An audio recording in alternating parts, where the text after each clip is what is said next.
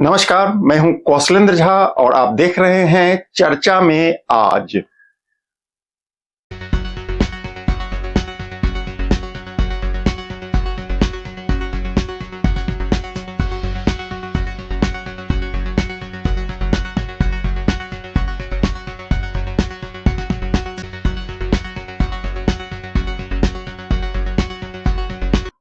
बिहार के मुजफ्फरपुर शहर में एक ऐसा स्थान है जहां हर सुबह की पहली किरण सांसों में ताजगी का एहसास करा देती है।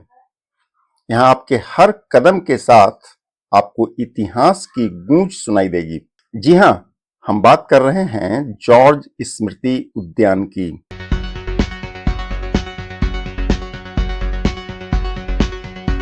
एक समय था जब इसे सिटी पार्क कहा जाता था, लेकिन अब इसका नाम खुद में एक श्रद्धांजलि है।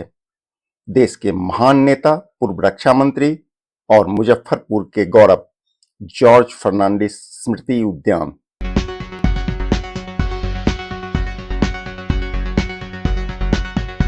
1952 से लेकर 1977 25 साल तक हिंदुस्तान में एक पार्टी बहुमत में आती थी।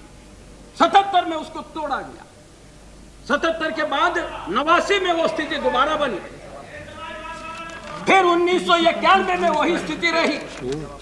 लेकिन उस समय देश का विपक्ष इस तरह से आपस में बटा हुआ था कि वो एक अल्पमती पार्टी को सरकार बनाने से रोकने में नाकामयाब रहा। वो सरकार कोई कांग्रेस पार्टी के बल पर नहीं बनी थी, वो विपक्ष के मेहरबानी से बनी हुई सरकार थी। लेकिन 1977 से यह स्थिति देश में रही है कि किसी एक पार्टी को बहुमत नहीं मिलना या बहुमत मिली हुई पार्टी सरकार में टूट जाना, और ऐसी अवस्था में राष्ट्रपति कोई एक फैसला लेना, ये एक परंपरा देश में बनी है। जॉर्ज साहब वो शख्सियत थे जो संसद में बोलते नहीं, गरजते थे।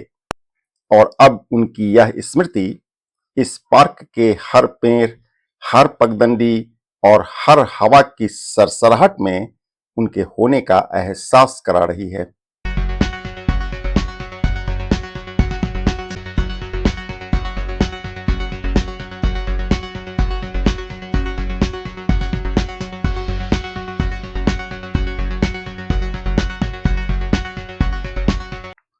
यह उद्यान सिर्फ हरियाली और सुकून का स्थान नहीं है, यह एक विचारधारा है।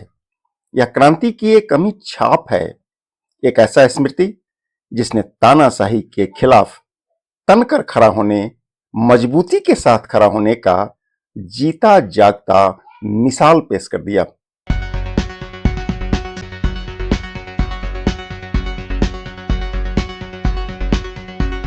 बच्चों के खेलने का मैदान हो या बुजुर्गों की चहलकदमी, कपल्स की धीमी और मधुर बातें हो या युवाओं के उछलते चंचल मन की तरन्नुम, यहाँ की प्रत्येक मधुर मिलन यादों की झरोखे से ताजगी का झोंका लेकर आती है। यह जगह हर उम्र के लिए खास है।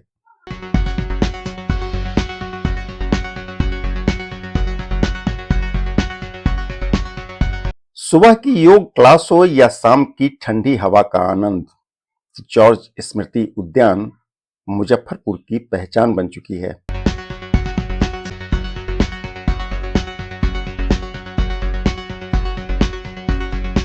यदि आप मुजफ्फरपुर आएं और पार्क न जाएं तो मानो आपने मुजफ्फरपुर की आत्मा को महसूस तो किया पर दीदार से वंचित रह गए।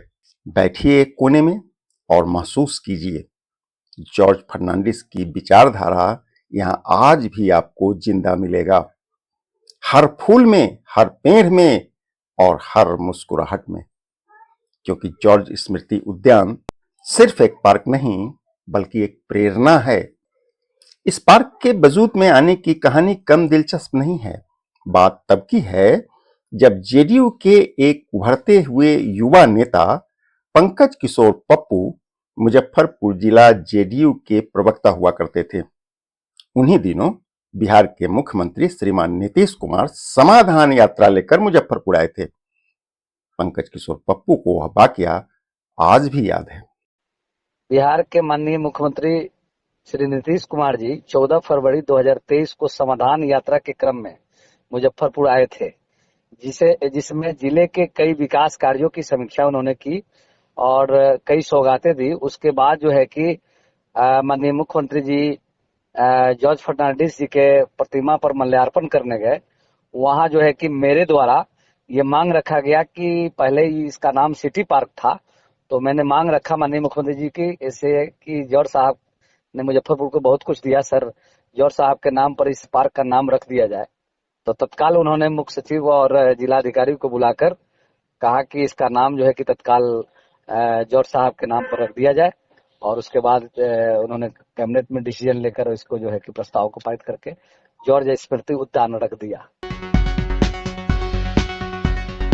जो परिस्थिति आज इस सदन के सामने और वैसे तो देश के सामने है, ये परिस्थिति किसी राजनीतिक दल ने बनाई हुई नहीं है।